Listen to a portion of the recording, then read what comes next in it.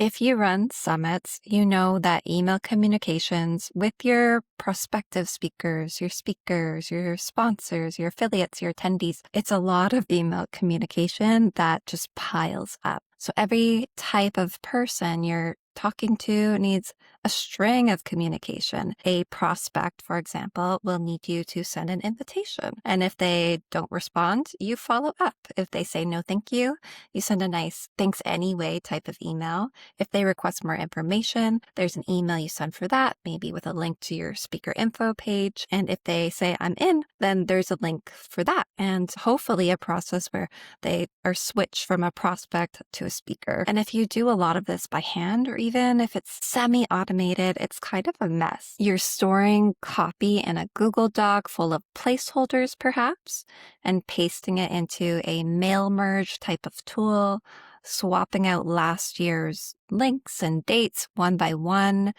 and praying you caught them all. You're tracking who replied, maybe in a spreadsheet or maybe an Airtable, but you update it yourself manually.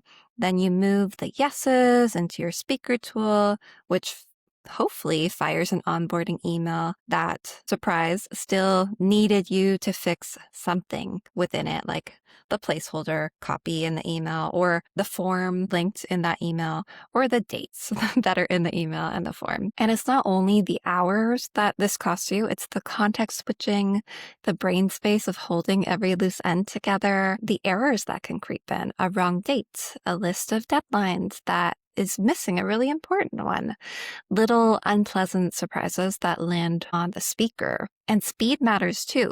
The same speed to lead rule that applies to sales applies to pitching speakers. A reply that drags gives the good ones time to say yes to someone else's collaboration pitch.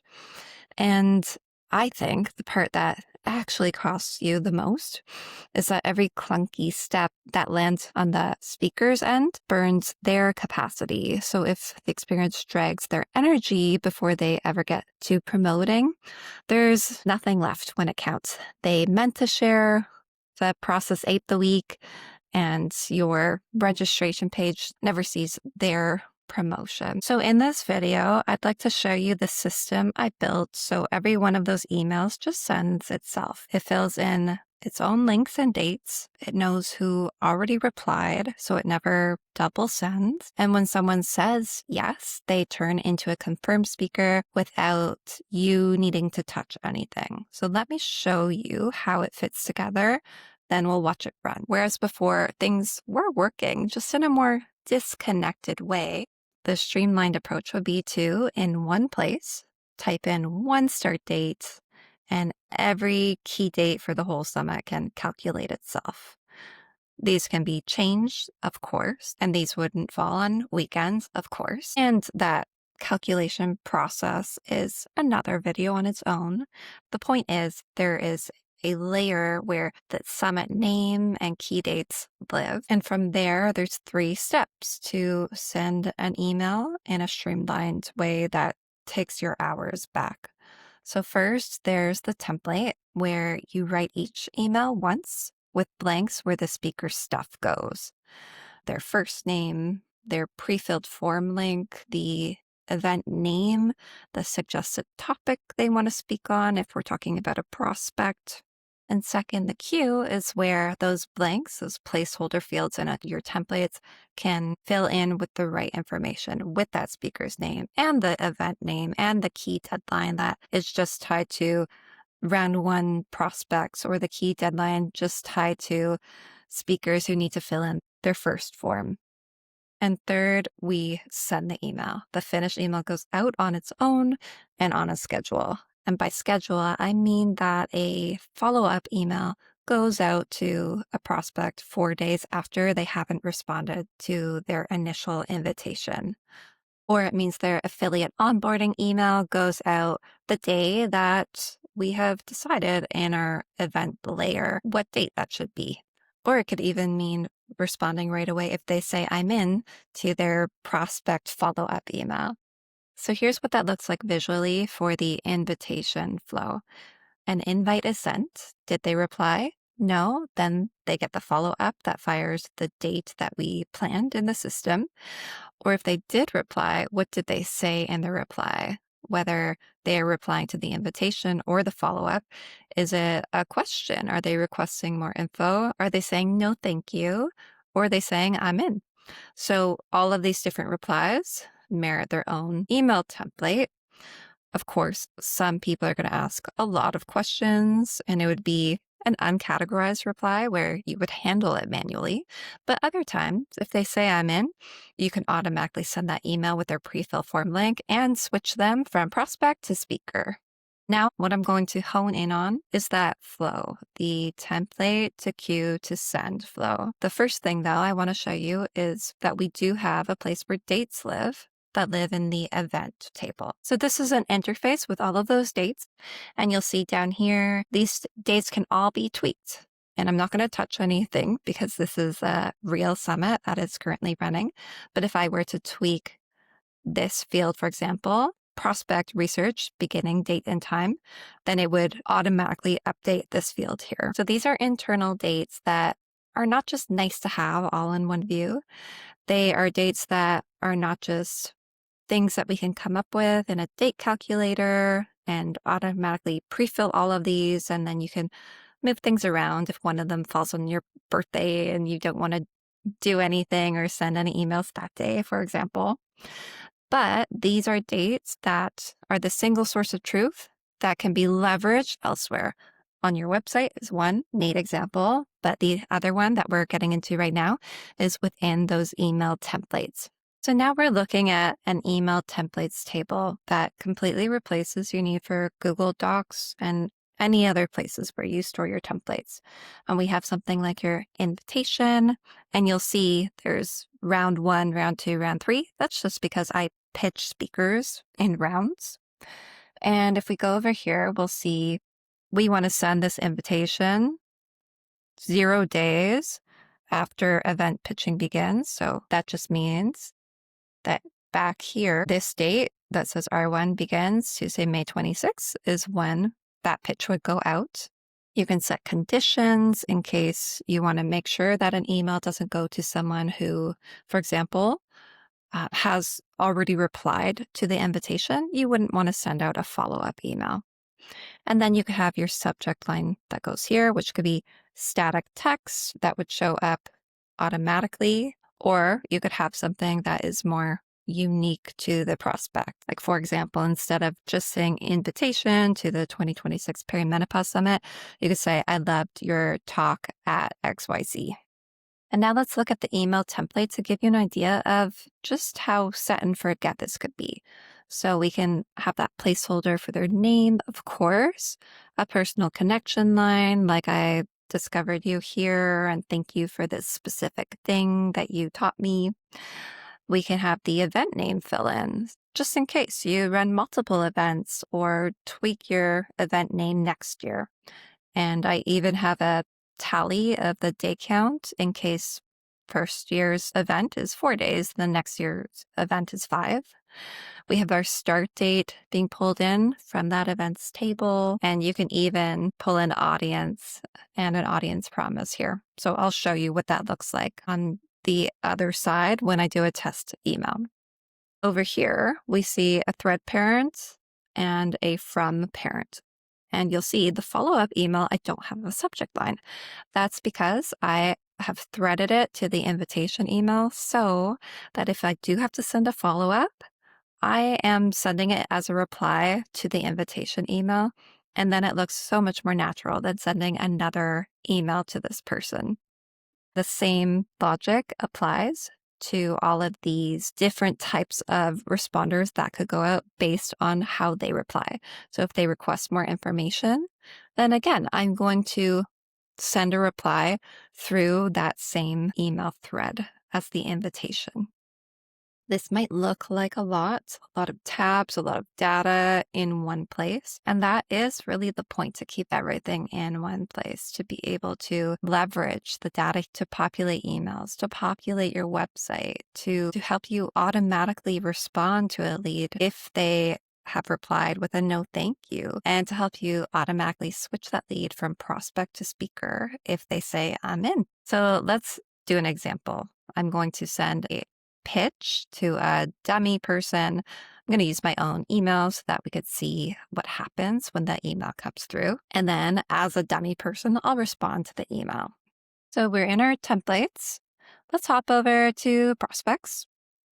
I have these 3 dummy prospects in the table. I added the unique, well, not so unique, but I added the subject lines here. I added a personal connection line that I could add to the top of that template and a suggested topic for that person. So right now I'm just going to send Dana to the queue. Now we'll see that Dana was added to the queue. We pulled over her templates, and then we ran a script to personalize the template. So we'll see we swapped out the subject line placeholder rather, for the subject line that we wanted to add in that prospects table. And we swapped out the email body template, which looked like this previously, for something that looks more like an email. And the neat thing about this script is if you want to do headings and bolding and bullets or hyperlinks, that will merge into the personalized email as well. And let's just take a look. So here's that personal connection line. Here's that summit event name and the number of days that the event is running. Here is that, let's see, we'd love you to speak on, suggest a topic. Those unique bits from that prospect table have been pulled in here. Now, the way that I like to do things is to just push all of my pitches to a day of the week that I picked out. We already saw in my interface that my pitch day was May 26th. So on May 26th, I would have something run in the morning that says, if send date is today, then click this button. I'm just going to click the button to demonstrate the next step, which is to actually send the email. So let's hop over. We see this email has appeared. I'm sending it to myself as a dummy. Hi, Dana. Here's the email. Great. So I'm just going to say, sounds interesting. I'd love to learn a bit more. Can you share any more details? At this point, this prospect would no longer get a follow-up email. And there's a Zap that's going to help me, one, check a box in my database that says a person has replied to the email, and it will even pull in what that reply is into the database. And if it is very clear, if AI has a 95% confidence that this is just a request for info, there's no objections or random questions that also need to be addressed, then it's going to automatically tag it with a request for info tag to send that template automatically to the person. Now we can see that the status has automatically changed to request more info for Dana. And if we check out the queue, we should see that a new record has been created in the queue. We're going to send out that request for more info template we have. We see it just sent, so it's already personalized the template. It clicks send because it's an autoresponder. And we could see now, show more. Okay, there it is. So this is just an email that says a little more details about the event. And if Dana were to say she's in, then she'll get her next email, which is going to trigger her to become a speaker, to send her her onboarding form. We can look at the prospects table and we'll see this status field automatically updates. If our reply categorizer is not, again, 95% confident that Dana is in, it won't send the template. And then we can, oh, it looks like it is confident that we could send her something manually. But we have tagged her as I'm in. We could head back to the queue. see that that last email has been added here. We'll also see that Dana has automatically been added as a speaker in our speakers table tied to the event, not just the Perimenopause Summit, but the 2026 Perimenopause Summit with all the specific dates that go with that, right? If we scroll down, we can see she hasn't submitted her form, she hasn't recorded, but we have this pre-filled link that populates in the email that she should have got sent because we have this running as an autoresponder. So let's see what that email looks like. Hey, Dana, we're glad to have you in. Here's that form. This form with her name and our key dates. All of this is coming in through our database, pre-filled for her to make it easy. She can tweak them if she'd like to. And then even within the agreement section, all of these dates I never have to touch. I digress. This is a whole other video. There's a whole other speaker flow that Dana will go through. All of the emails are ready. The templates are done. I can reuse them next year. They're going to go out to Dana at specific times. It's all set up and done for me. And I can say the same thing about all the prospects, all the sponsors, and even attendee emails. We can automate a lot or 100% within Airtable. It's really about how well we can articulate what we want done and how systematized things are. A summit can be truly the most systematized, epic event you can throw. But then there's sometimes nuance. Some speakers are also sponsors, and there's specific emails that just go out to speaking sponsors. There's just emails that go out to non-speaking affiliates. There's nuance and you program for it. But I hope this showed you how quickly with the right system, you can automate your operations, specifically in this video demonstration, your email communications. I'm in the middle of the pitching process and I'm already just feeling the ease of use of this system now that it's set up, and I can just relax and go about my day. And it's really not taking up any of my time, which is just such a change from where I started a couple of years ago. If you'd like to learn more, I have other videos if you want to geek out and learn about how to automate your graphics or push things automatically to your website, or if you'd like to set up a call to talk about what your biggest gaps are and how you might be able to automate them with Airtable or Zapier or other types of tools you integrate with your system, there should be a call link below this video. Thank you for your time and happy hosting.